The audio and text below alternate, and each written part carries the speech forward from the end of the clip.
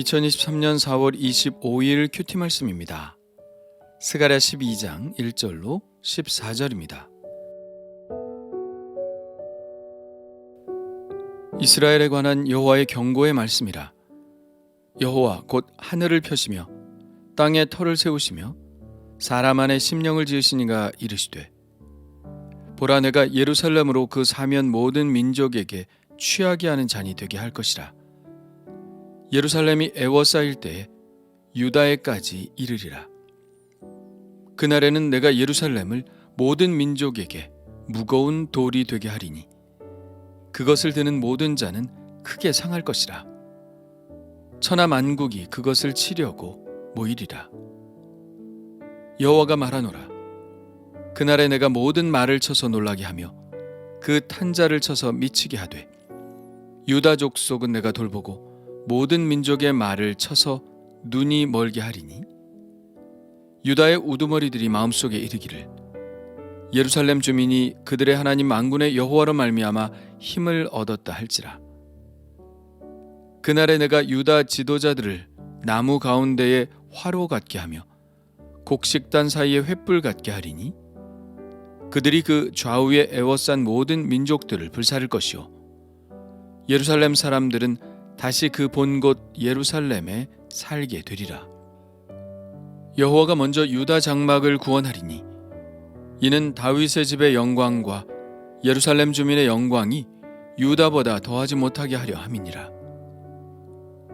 그날에 여호와가 예루살렘 주민을 보호하리니 그 중에 약한 자가 그날에는 다윗 같겠고, 다윗의 족속은 하나님 같고 무리 앞에 있는 여호와의 사자 같을 것이라. 예루살렘을 치러 오는 이방 나라들을 그날에 내가 멸하기를 힘쓰리라. 내가 다윗의 집과 예루살렘 주민에게 은총과 간구하는 심령을 부어주리니 그들이 그 찌른 바 그를 바라보고 그를 위하여 애통하기를 독자를 위하여 애통하듯 하며 그를 위하여 통곡하기를 장자를 위하여 통곡하듯 하리로다. 그날에 예루살렘에 큰 애통이 있으리니 무기또 골짜기 하다드림몬에 있던 애통과 같을 것이라. 온 땅 각 족속이 따로 애통하되 다윗의 족속이 따로 하고 그들의 아내들이 따로 하며, 나단의 족속이 따로 하고 그들의 아내들이 따로 하며, 레위의 족속이 따로 하고 그들의 아내들이 따로 하며, 시므이의 족속이 따로 하고 그들의 아내들이 따로 하며, 모든 남은 족속도 각기 따로 하고 그들의 아내들이 따로 하리라. 아멘. 12장의 첫 부분은 예루살렘을 두고 일어날 모든 민족들의 전쟁 이야기와 하나님이 결국은 예루살렘을 구원하실 것이라는 예언을 싣고 있습니다. 예루살렘으로 그 사면 모든 민족에게 취하게 하는 잔이 되게 할 것이라는 말씀은 예루살렘을 두고 모든 민족들이 전쟁을 벌일 것이라는 말입니다. 예루살렘이 피의 잔이고 모든 민족들은 그 잔을 마시기 위해 예루살렘을 애워쌀 것입니다. 그리고 그 애워쌈의 범위는 예루살렘뿐 아니라 유다 전역에 걸쳐 일어날 것입니다. 그러나 하나님은 예루살렘을 그들의 손에 넘길 생각이 없으시죠. 그래서 하나님은 예루살렘을 모든 민족에게 무거운 돌이 되게 하시겠다고 하십니다. 무거운 돌이란 결코 들 수 없는 돌이죠. 정복당하지 않을 것이라는 말입니다. 오히려 그 돌을 들려 하다가 자기들의 몸만 상하게 될 것입니다. 이런 일들은 하나님의 적극적인 개입하심으로 이루어질 것인데, 하나님은 그들의 모든 말을 쳐서 놀라게 만드시며 또한 말탄자를 쳐서 미치게 하실 것이며 말들의 눈을 멀게 하실 것입니다. 그래서 유다의 우두머리들은 예루살렘에 대한 그 같은 하나님의 명백한 개입하심을 보고 예루살렘 주민들이 만군의 여호와라 말미암아 힘을 얻은 것임을 깨닫게 될 것입니다.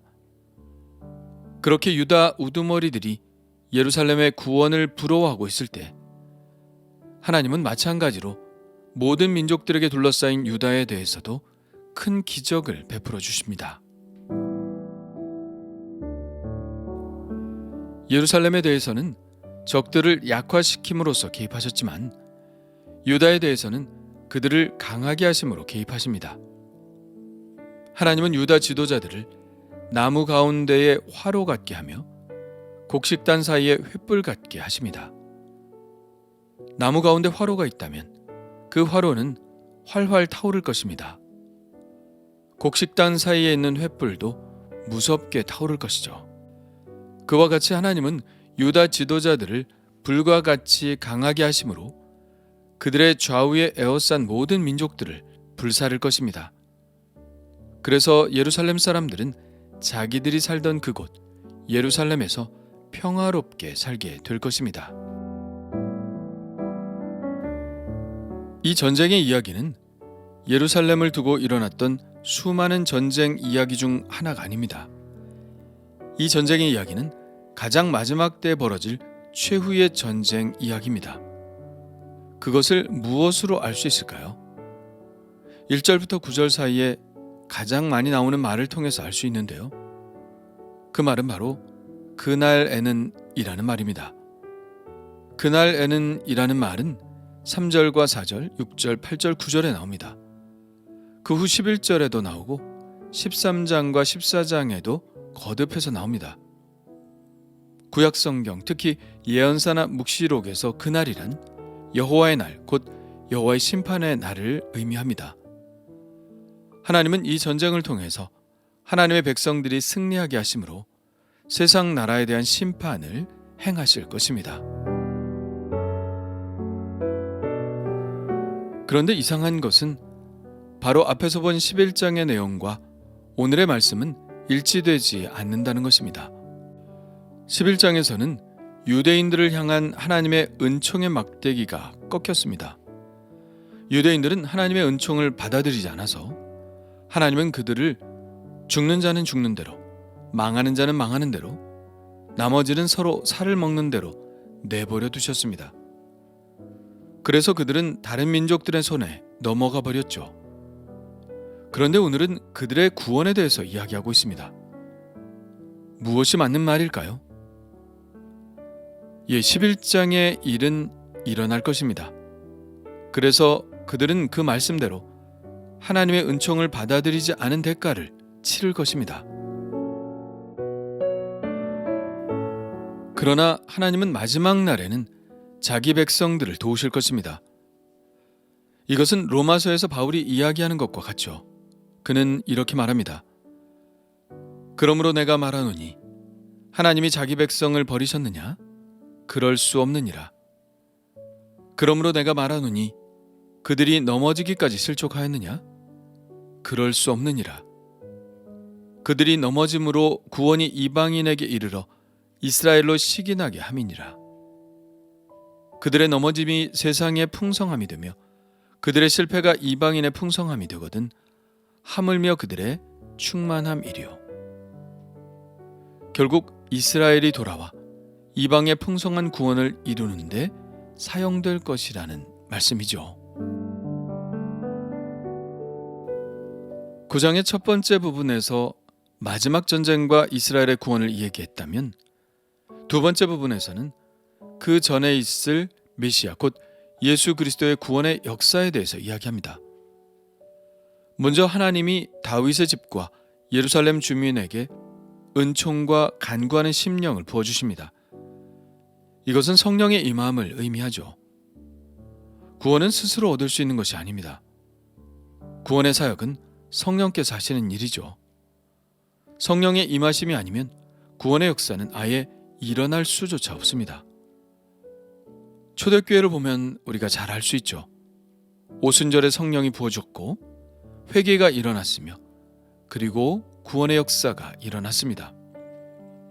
구원의 역사가 일어날 때는 반드시 성령의 임재의 사건이 있게 되는 것이죠. 그것은 이 구원의 사건은 하나님의 주도성에 의해서 되는 사건이기 때문입니다. 구원은 오직 하나님이 시작하시고 하나님이 끝을 내시는 사건입니다. 그렇게 성령이 임할 때 어떤 일이 벌어지나요? 10절입니다. 그들이 그 찌른 바 그를 바라보고 그를 위하여 애통하기를 독자를 위하여 애통하듯 하며 그를 위하여 통곡하기를 장자를 위하여 통곡하듯 하리로다. 그날에 예루살렘에 큰 애통이 있으리니 그들이 그 찌른 바 그를 바라보고 라는 말은 무슨 말일까요? 누군가가 무엇에 찔려 죽었다는 이야기인데요. 갑자기 누가 죽은 것일까요?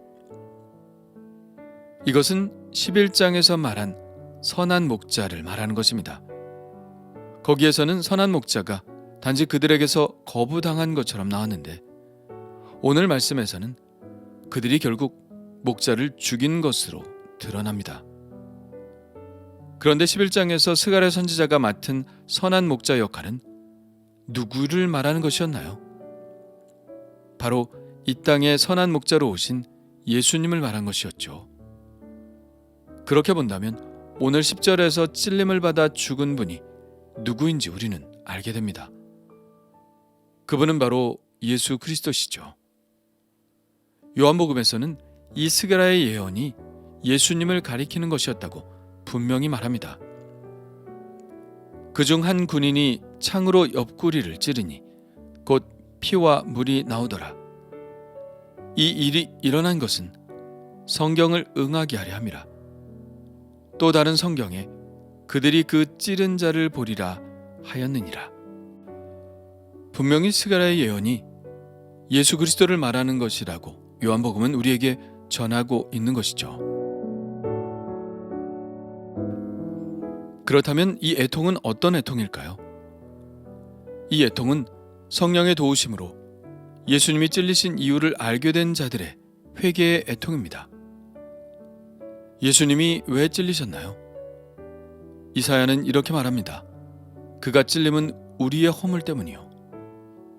우리의 허물이 아니었다면, 우리의 죄가 아니었다면 예수님이 찔리실 필요가 없으셨겠죠.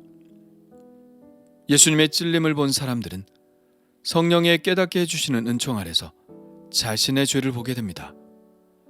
자신의 죄 때문에 주님이 찔리신 것이라는 사실을 깨닫게 되면 애통하지 않을 수 없는 것이죠. 실제로 베드로가 오순절 성령 강림 사건을 경험하고 나서 곧바로 사람들에게 복음을 전하기 시작하는데 그의 긴 설교 끝에 이렇게 말합니다. 그런즉 이스라엘 온 집은 확실히 알지니 너희가 십자가에 못 박은 이 예수를 하나님이 주와 그리스도가 되게 하셨느니라. 이 말을 들은 사람들의 반응은 어떠했나요? 그들이 이 말을 듣고 마음에 찔려 베드로와 다른 사도들에게 물어 이르되 형제들아 우리가 어찌할꼬 하거늘. 그들은 그리스도를 찌른 자신들의 죄를 깨닫고 회개하기 시작했습니다. 베드로는 그들에게 너희가 회개하여 각각 예수 그리스도의 이름으로 세례를 받고 죄사함을 받으라 라고 말하니 그날 3,000명이나 회개하고 죄사함을 얻는 세례를 받게 됩니다. 이 일에 대하여 예언한 것이 바로 곧바로 이어지는 13장 1절입니다. 그날에 죄와 더러움을 씻는 셈이 다윗의 족속과 예루살렘 주민을 위하여 열리리라. 예수님께서 십자가에 달려 돌아가시면서 물과 피를 쏟으시면서 죄를 씻는 셈이 열린 것입니다. 예루살렘으로부터 시작된 그 죄사함의 셈이 지금 온 세상으로 흘러가고 있는 것이죠. 온 세상이 그 찔린 자 예수 그리스도를 바라보며 회개의 애통을 하게 될 것이며 회개하는 자들에게 부어주시는 그 죄사함의 샘물을 그들이 마시게 될 것입니다.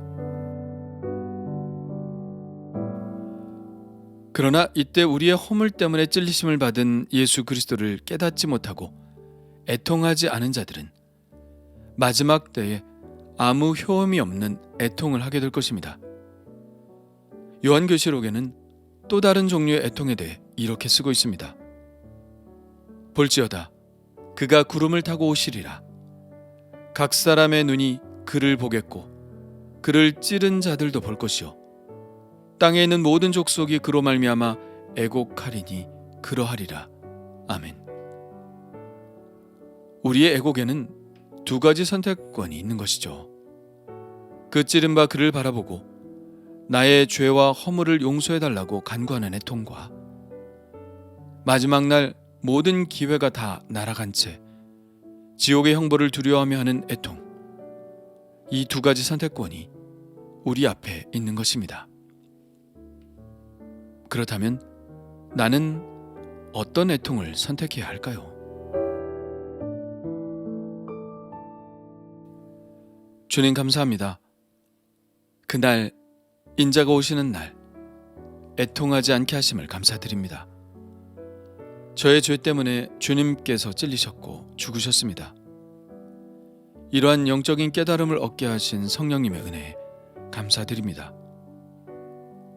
그러나 여전히 죄 가운데 살고 있는 저희오니 계속해서 성령의 깨달음을 주시고 계속해서 십자가를 바라보게 하시고 계속해서 여전히 남아있는 저의 죄를 매일 회개함을 통해 주님을 닮은 자로 실제적인 거룩을 이루는 자로 살아가게 하여 주옵소서. 나를 위해 십자가에 달려 돌아가신 예수 그리스도의 이름으로 기도합니다. 아멘.